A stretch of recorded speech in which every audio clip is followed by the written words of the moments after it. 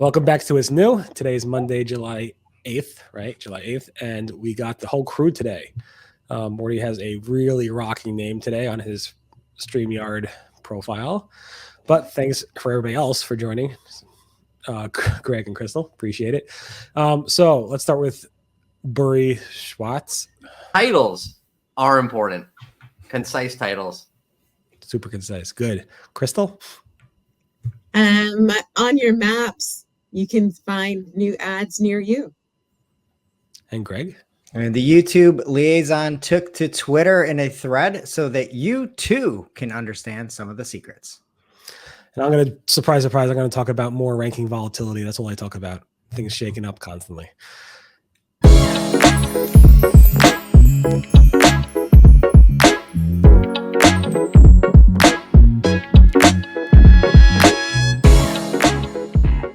All right. So again, it was a weekend. And again, we had more ranking volatility. This was, I called it July 4th weekend. It was a pretty long weekend. We saw the volatility on starting around July 5th.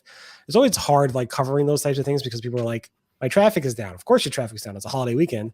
But a lot of these people are like, it's like they're in Germany or in other countries and they're seeing their rankings go down, not just traffic, which makes me wonder if this is related to that. Like remember early this year, late last year, I kept covering like ranking volatility only on the weekends. And I'm like, this is super unusual. Every weekend I'm covering it. Usually happens in the middle of the week or whatever.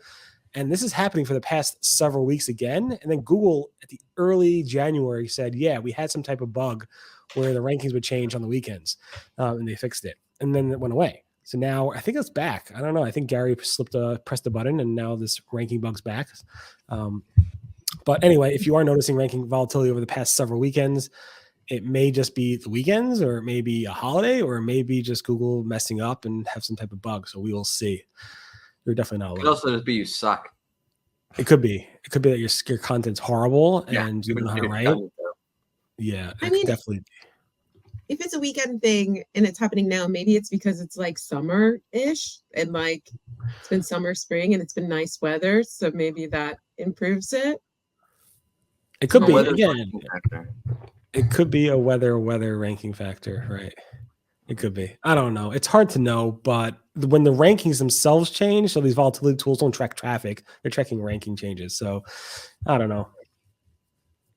We shall see. We shall see. If it's a bug, I hope they get an exterminator. That's a good one.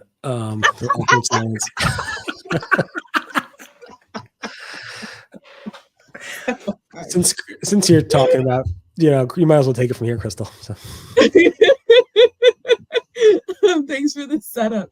Okay, so Google Maps has added some new stop advertisements. So basically, this means if you're driving along and you see and you're like we're near some place that has like an ad, then it'll show on that space. So someone on X wrote, "Yo, check out this wild new ad format on Google Maps app. Put in directions on the shore, and when I passed this gas station for Royal Farms, an ad popped up with ad stop."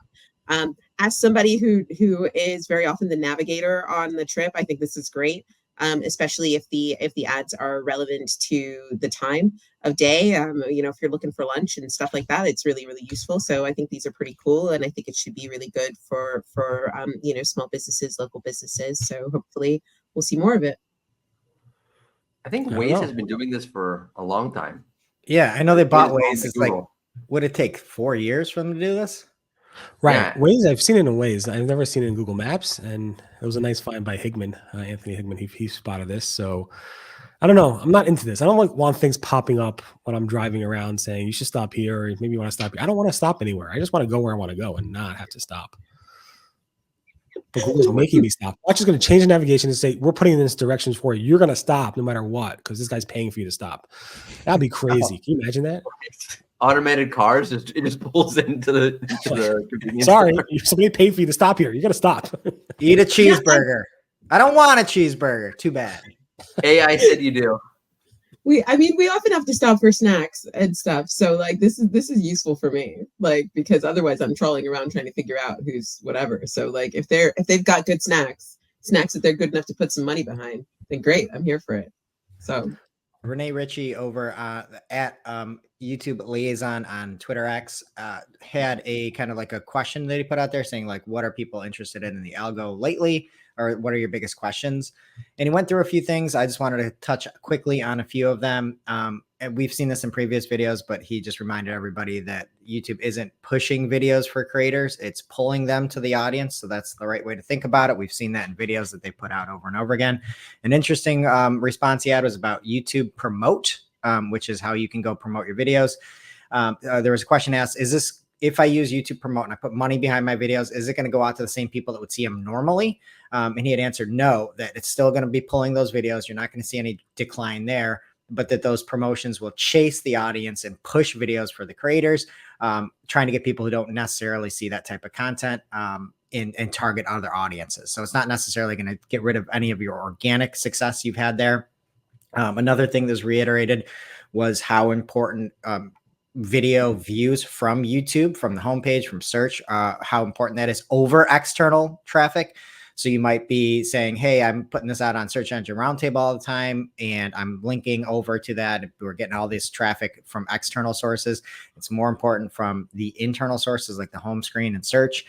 And then another thing that he just kind of kept repeating is really working on that content yourself. I also like agree with that. He's like trying to get 1% better each time.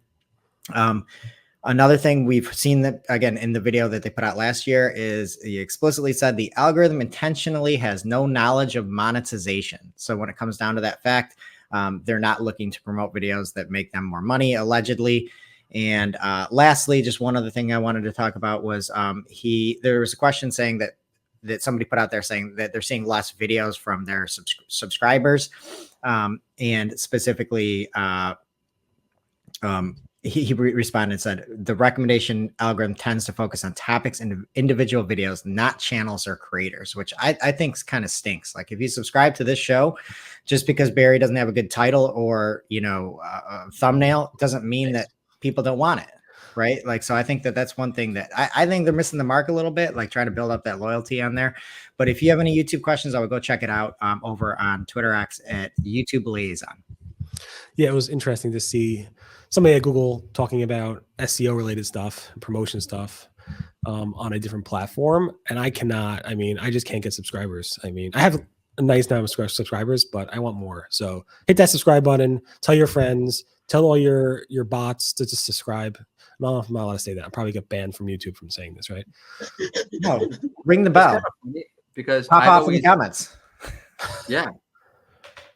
All right, I've always thought, though, by the way, like there's a correlation between spend and organic on YouTube in particular. But like, got to pay to play on YouTube. No. That's why you don't have any subscribers, Barry. I'm going to start paying.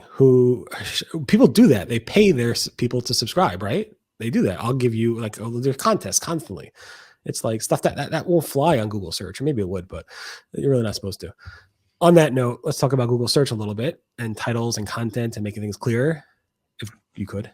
Yeah, clarity is good, right? John Mueller offered some clarity over on LinkedIn where he was asked about a page that's ranking for non-related queries. I think it's part of an SEO experiment in this case, but John basically said, well, you can either like no index the entire thing so you don't show up for anything, or maybe you can clarify your headers and titles so that Google has a better understanding of what exactly you're talking about. I'll say I've done this on my podcast website. I'll write ridiculous headers and titles. And this works for indexing. If you actually go back, I've done this. Like you go back, you actually make them like real normal titles, not like some like idiom and jargon or fun stuff. I know fun is not good. Google will index it just by changing the header. So it makes sense for ranking also. Makes sense. So fix your headers and titles and don't no index your content is a lesson for today. That's good. Some good solid SEO advice. Thank you, Mordy. You are welcome. One of these awkward shows. Like, and people think it's awkward, but it's really just me trying to be funny, and it's not working well because nobody understands it, except for the people here, but not the people there. So people are going to like. Well, all you need is that song from Curb Your Enthusiasm to play in the awkward silence. It's fine. It'll be fine. Nice.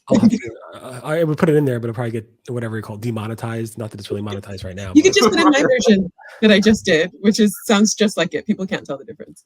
Awesome. On that note, thank you all for being here, and thanks for subscribing because we need more subscribers badly. Smash that button. I can make up more accounts and make more subscribers, like more Google accounts. Does that work? Perfect, Morty. Let's do it.